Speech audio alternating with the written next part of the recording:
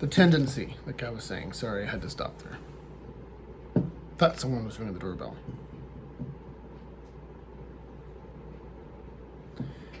Is to make something that is simple overly complex. There is that quote from, I think it was Einstein, who said that it's the mark of genius isn't to make something simple complex, it's to make something that is incredibly complicated very simple. And the problem is that sometimes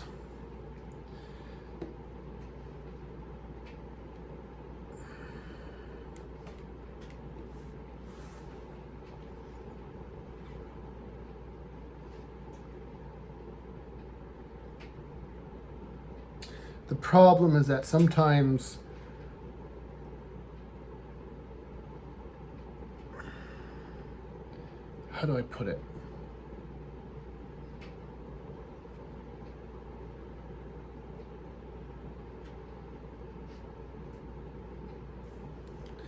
You're trying to describe something that is simple,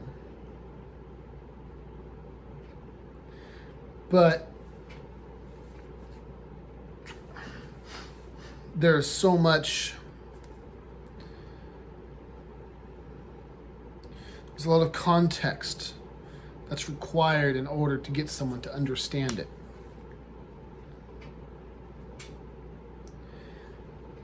That the process of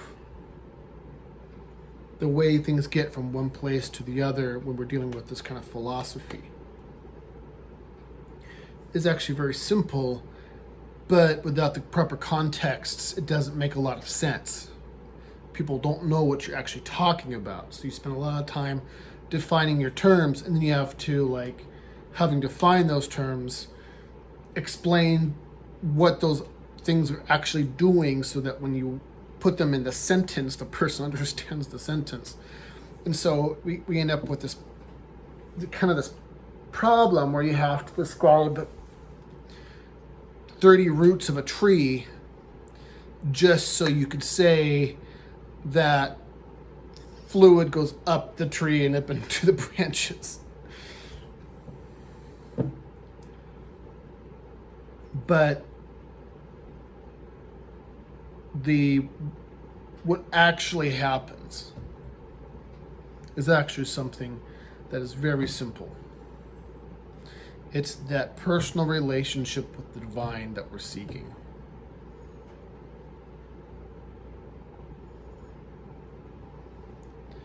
We get too bogged down in the water and the muck to appreciate the fantastical profundity of the amount of bubbling life in the pond water. Instead of enjoying driving our car, we get too caught up in the metallurgy of components. We get too caught up in the dogma, that we don't remember why we're even bothering to begin with.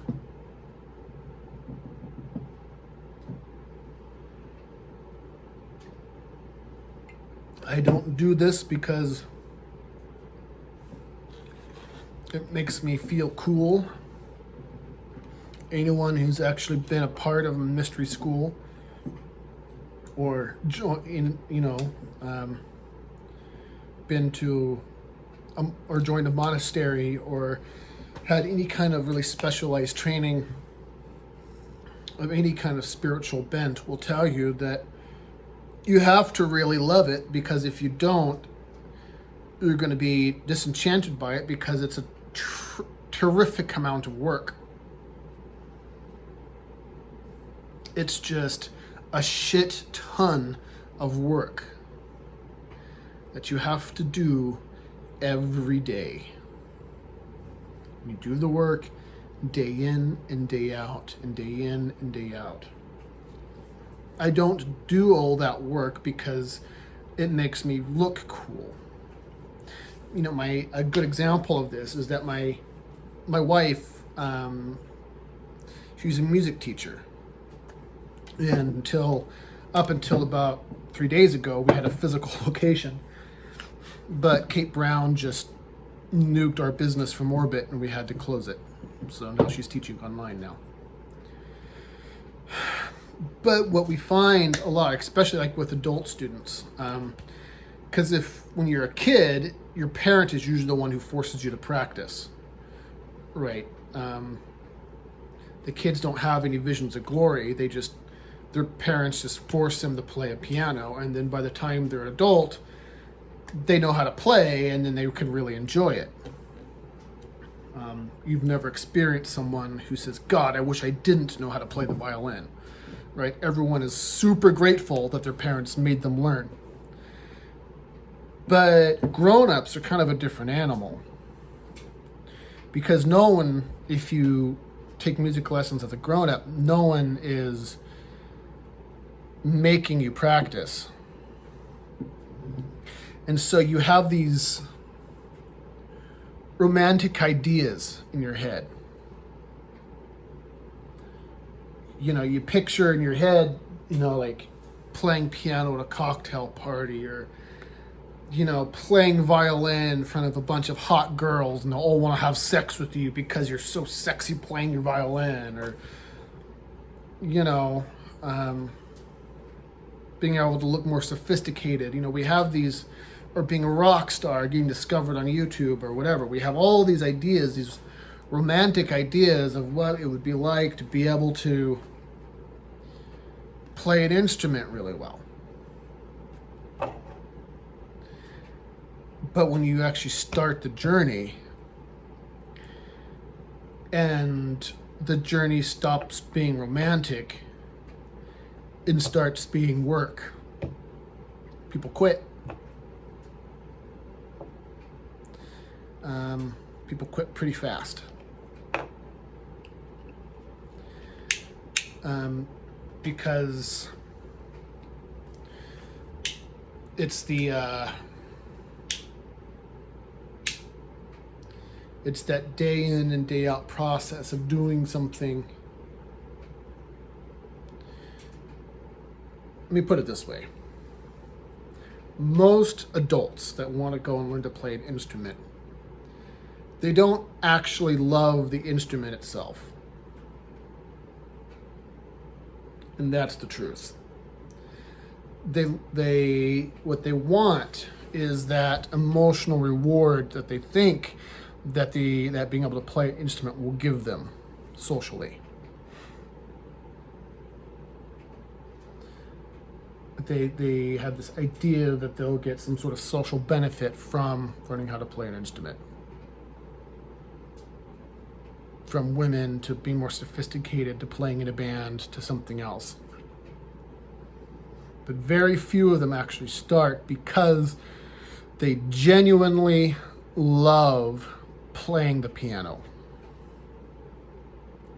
And I guess the thesis statement behind what I'm trying to say is that we do this work of ritual, of practice, meditation, writing poetry, what have you. We do this not because we get some sort of cool benefit from it. We do it because we genuinely love the gods or gods in which we're doing it for. The ritual is a fulfillment of love and devotion, not some externalized woo-woo thing.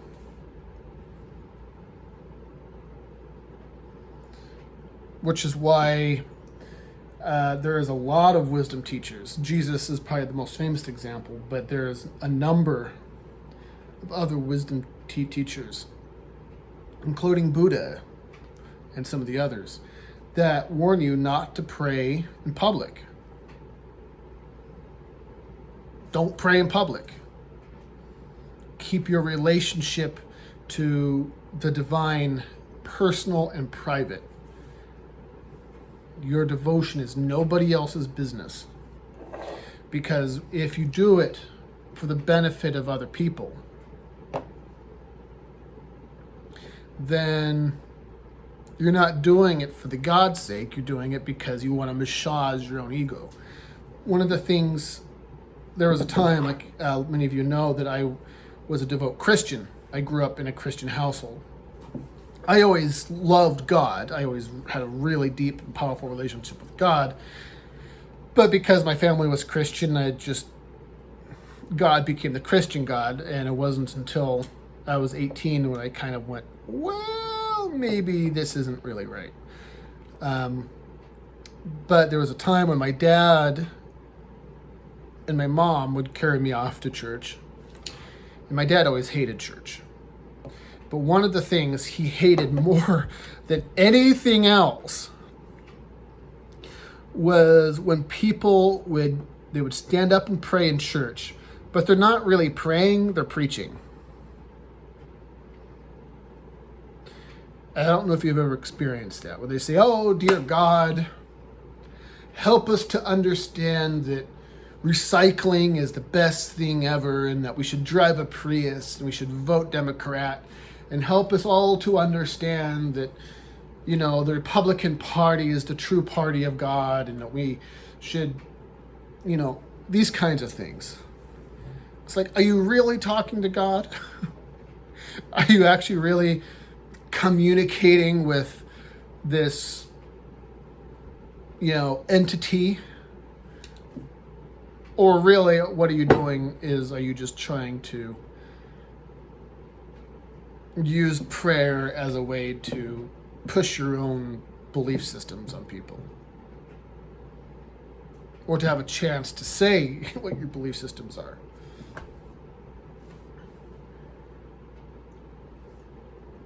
I used to just drive my dad off the wall.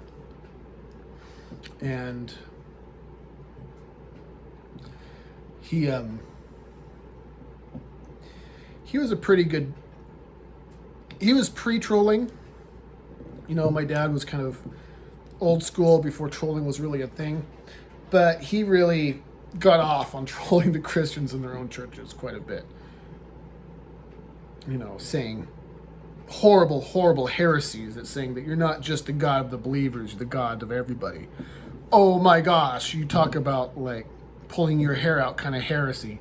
They were not happy when he said that. But he didn't give a shit.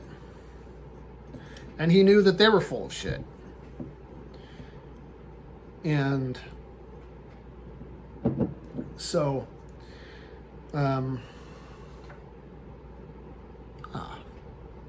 that's better.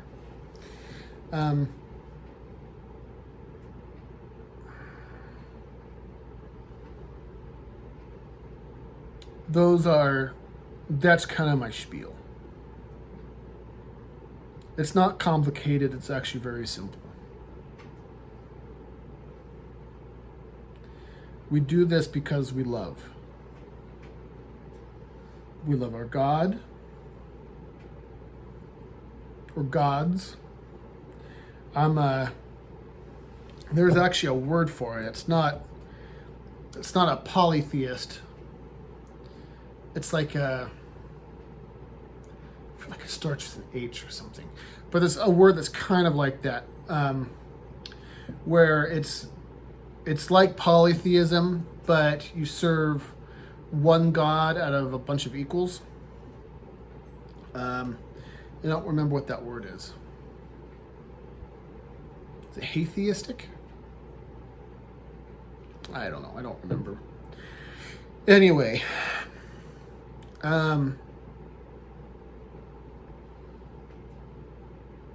We do it because we genuinely love. And if you're doing it for reasons other than that,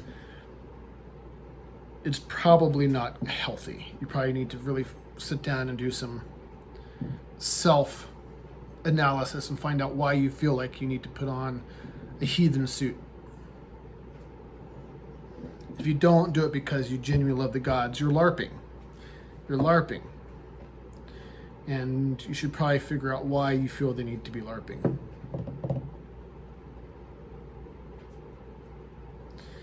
Anyway, thank you all so much for joining me today. I really appreciate that you've spent some time with me, and I look forward to seeing you a little bit later. Talk to you later. Bye-bye.